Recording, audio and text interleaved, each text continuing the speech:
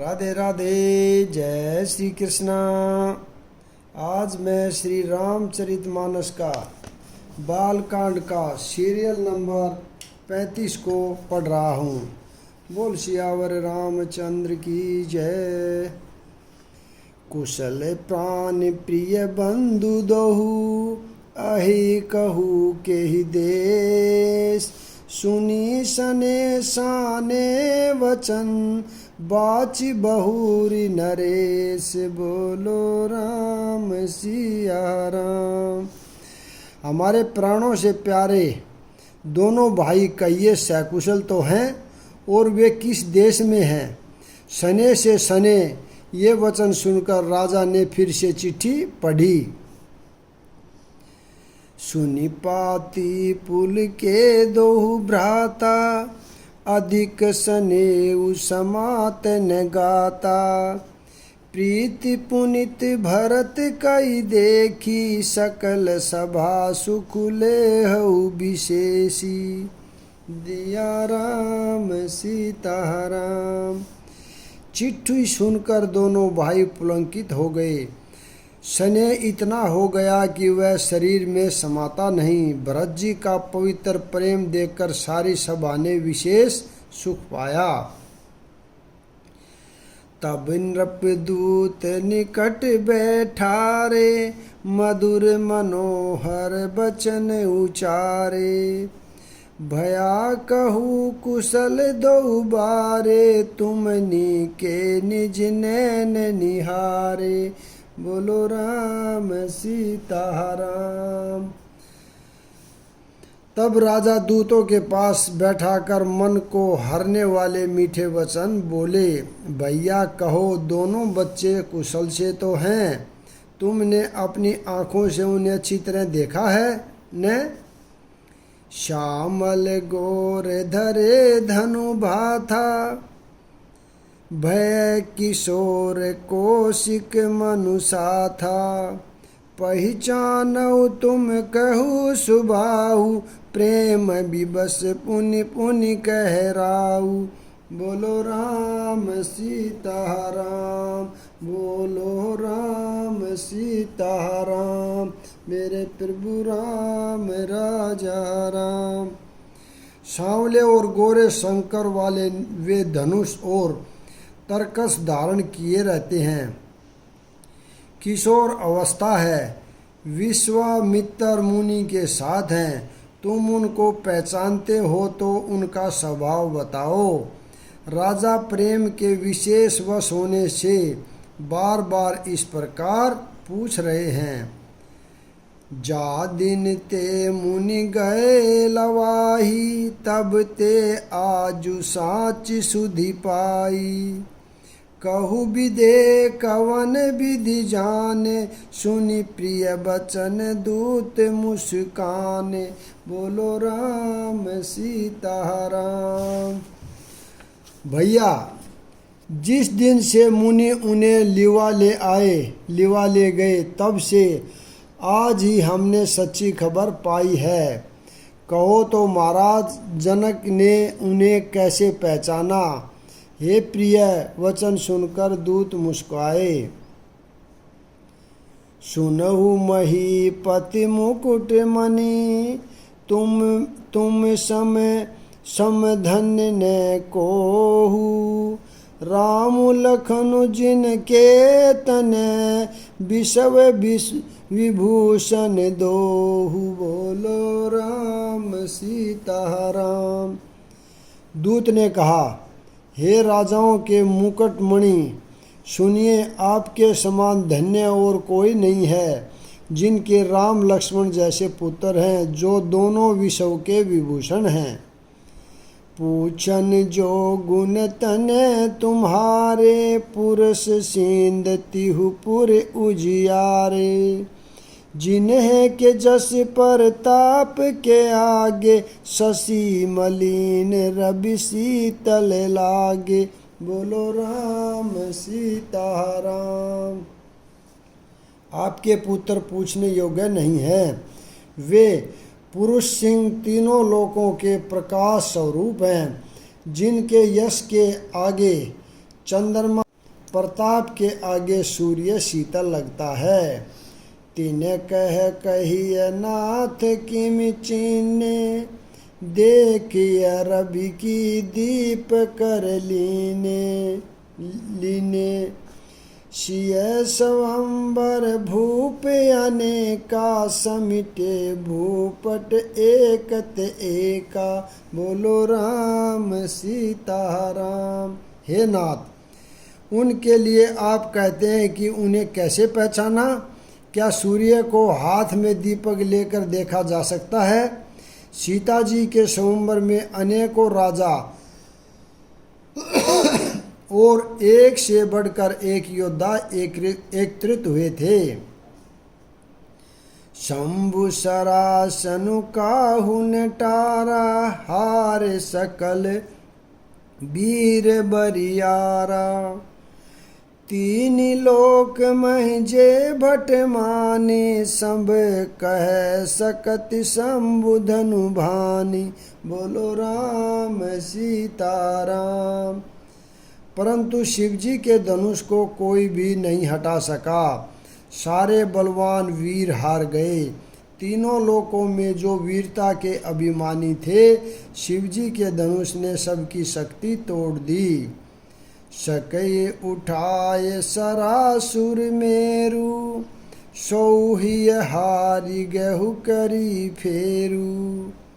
जेहि कौतुक शिव शैल उठावा, सोते सबा पराभव पावा।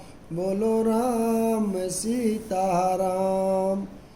बाणासुर जो सुमेर को भी उठा सकता था, यानी सुमेर पर्वत को भी उठा सकता था, वह भी हृदय में हार कर परिक्रमा करके चला गया। और जिसने खेल से ही कैलाश को उठा लिया था, वह रावण भी उस सभा में पराजय को प्राप्त हुआ। तहाँ राम रघुवंश मणि, सुनिय महामहिपाल। भजऊ चाप प्रयास बिनु, जिमि कंज पंकज नाल। बोलो राम सीता राम। हे महाराज सुनिए, वहाँ यानी जहाँ ऐसे ऐसे योद्धा हार मान गए, रघुवंश मणि श्री रामचंद्र जी ने बिना ही प्रयास शिवजी के धनुष को वैसे ही तोड़ डाला जैसे हाथी कमल की डंडी को तोड़ डालता है। बोलो राम सीता राम। मेरे प्रभु राम सीता राम। सुनी सरोष भृगुनायक आए, बहुत भांति तिन आँखि देखाए। देखी राम बलु निज धनु दीना, कर बहु बिनय गवनु बन कीना। बोलो राम सीता राम। धनुष टूटने की बात सुनकर परशुराम जी क्रोध भरे आए और उन्होंने बहुत प्रकार से आंखें दिखलाई। अंत में उन्होंने भी श्री रामचंद्र जी का बल देखकर उन्हें अपना धनुष दे दिया और बहुत प्रकार से विनती करके वन को गमन किया, वन को चले गए। राजन राम अतुल बल जैसे, तेज निदान लखन पुनि तैसे। कपहि भूप बिलोकत जाके, जिम गज हरि किशोर के ताके। बोलो राम सीता राम। हे राजन, जैसे श्री रामचंद्र जी अतुलनीय बली हैं, वैसे ही तेज निदान फिर लक्ष्मण जी भी हैं, जिनके देखने मात्र से राजा लोग ऐसे कांप उठते थे जैसे हाथी सिंह के बच्चे के ताकने से कांप उठते हैं। देव देखी तब बालक दोहू, अब न आँखि तर आवत कोहू। दूत बचन रचना प्रिय लागी, प्रेम प्रताप वीर रस पागी। बोलो राम सीता राम। हे देव, आपके दोनों बाल अब आँखों के नीचे कोई आता ही नहीं, यानी हमारी दृष्टि पर उनके अलावा कोई भी नहीं चढ़ता। प्रेम प्रताप और वीर रस में पगी हुई दूतों की वचन रचना सबको बहुत प्रिय लगी। सभा समेत राहु अनुरागे, दूत न देन निछावरी लागे। कही अनीति ते मुँह दही काना, धर्म विचार सबई सुख माना। बोलो राम सीताराम। सभा सहित राजा प्रेम में मग्न हो गए और दूतों को निछावर देने लगे। उन्हें निछावर देते देखकर यह नीति विरुद्ध है, ऐसा कहकर दूत अपने हाथों से कान मूंदने लगे। धर्म को विचार कर सभी ने सुख माना। तब उठी भूप वशिष्ठ कहू, दीन ही पत्रिका जाए। कथा सुनाई गुरहि सब, सादर दूत बोलाई। बोलो राम सीताराम। तब राजा ने उठकर वशिष्ठ जी के पास जाकर उन्हें पत्रिका दी और आदर पूर्वक दूतों को बुलाकर सारी कथा गुरु जी को सुना दी। सुनी बोले गुरु अति सुख पाई, पुण्य पुरुष कहूँ मैं सुख छाई। जिम सरित सागर मोह जाहि, जद पिताई काम नाहि। बोलो राम सीताराम। तब समाचार सुनकर और अत्यंत सुख पाकर गुरु बोले, पुण्य आत्मा पुरुष के लिए पृथ्वी सुखों से छाई हुई है। जैसे नदियाँ समुद्र में जाती हैं, यद्यपि समुद्र को नदी की कामना नहीं होती।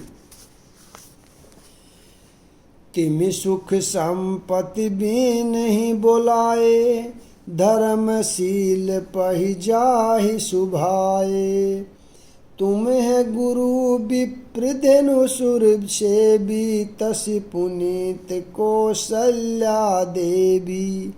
बोलो राम सीताराम। वैसे ही सुख और संपत्ति बिना ही बुलाए स्वाभाविक ही धर्मात्मा पुरुष के पास जाती है। तुम जैसे गुरु ब्राह्मण गाय और देवताओं की सेवा करने वाले हो, वैसी ही पवित्र कौशल्या देवी भी है। सुकृति तुम्हें समान जग माही, बहु न कहे को होने हुनाही। तुम्हें ते अधिक पुण्य बढ़ का के, राजन राम सरिस सुत जाके। बोलो राम सीताराम। तुम्हारे समान पुण्यात्मा जगत में कोई हुआ न है, कोई भी न हुआ और न कोई होने वाला है। हे राजन, तुमसे अधिक पुण्य और किसका होगा, जिसके राम सरीखे पुत्र हैं। वीर विनित धर्म व्रतधारी, गुण सागर बर बालक चारी। तुम्हें कहूँ श्रभ काल कल्याणा, सजहु बरात बजाए निशाना। बोलो राम सीताराम। और जिसके चारों बालक वीर विनम्र, धर्म का व्रत धारण करने वाले और गुणों के सुंदर समुंदर हैं। तुम्हारे लिए सभी कालों में कल्याण है, अतएव डंका बजवाकर बारात सजाओ। चलहु बेग सुनि गुर वचन, भले हु नाथ सिरुनाई। भूपति गवने भवन तब, दूत तने वासुदेवाई। बोलो राम सीताराम। और जल्दी चलो। गुरुजी के ऐसे वचन सुनकर हे नाथ बहुत अच्छा कहकर और सिर नवाकर तथा दूतों को डेरा दिलवाकर राजा महल में गए। राजा सबूलाई राजा सबूर निवास बोलाई, जनक पत्रिका बाची सुनाई। सुनि सदेशु सकल हर्षानि, अपर कथा सब भूप बखानी।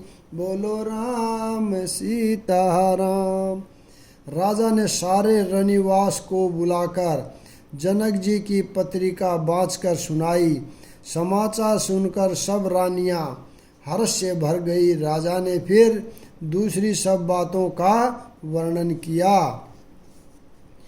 प्रेम प्रफुल्लित राज ही रानी, मनहु सीखिनी सुनि बार दीवानी। मुदित आशीष देहि गुर नारी, अति आनंद मगन महतारी। बोलो राम सीता राम। प्रेम में प्रफुल्लित हुई रानियां ऐसी सुशोभित हो रही हैं जैसे मोरनी बादलों की गरज सुनकर प्रफुल्लित होती है। बड़ी बूढ़ी स्त्रियां प्रसन्न होकर आशीर्वाद दे रही हैं। माताएं अत्यंत आनंद में मगन हैं। लेहि परस्पर अति प्रिय पाती, हृदय लगाए जुड़ा वही छाती। राम लखन कई कीरति करनी, बारहि बार भूप बर बरनी। बोलो राम सीता राम। मेरे प्रभु राम राजा राम, मेरे सीता राम राजा राम। उस अत्यंत प्रिय पत्रिका को आपस में लेकर सब हृदय से लगाकर छाती शीतल करती हैं। राजाओं में श्रेष्ठ दशरथ जी ने श्री राम लक्ष्मण की कीर्ति और करनी का बार बार वर्णन किया। मुनि पर साधु कही द्वार सिधाए, रानी तब मही देव बोलाए। दिए दान आनंद समेता, चले विप्र बर आशीष देता। बोलो राम सीता राम। यह सब मुनि की कृपा है। ऐसा कहकर वे बाहर चले आए। तब रानियों ने ब्राह्मणों को बुलाया और आनंद सहित उन्हें दान दिए। श्रेष्ठ ब्राह्मण आशीर्वाद देते हुए चले। जाचक लिए हकारी दिनी, नीछावरी कोटि विधि। चिरुजीव सुत चारि, चक्रवर्ती दशरथ कई। फिर भिक्षुकों को बुलाकर करोड़ों प्रकार की न्यौछावरें उनको दी। चक्रवर्ती महाराज दशरथ के चारों पुत्र चिरंजीव हो। कहत चले पहिरे पटनाना, हर सिंहने गह गहे निशाना। समाचार सब लोग न पाए, लागे घर घर होन बधाए। बोलो राम सीता राम। यो कहते हुए वे अनेक प्रकार के सुंदर वस्त्र पहन कर चले। आनंदित होकर नगाड़े वालों ने बड़े जोर से नगाड़ों पर चोट लगाई। सब लोगों ने जब यह समाचार पाया तब घर घर बधावे होने लगे। भुवन चारि दस भरा उछाऊ, जनक सुता रघुबीर बिहाऊ। सुनि शुभ कथा लोग अनुरागे, मग ग्रह गली सवारन लागे। बोलो राम सीता राम। 14 लोकों में उत्साह भर गया कि जानकी जी और श्री रघुनाथ जी का विवाह होगा। यह शुभ समाचार पाकर लोग प्रेम मगन हो गए और रास्ते घर तथा गलियां सजाने लगे। यद्यपि अवध सैदव सुहावनी, रामपुरी मंगल में पावनी।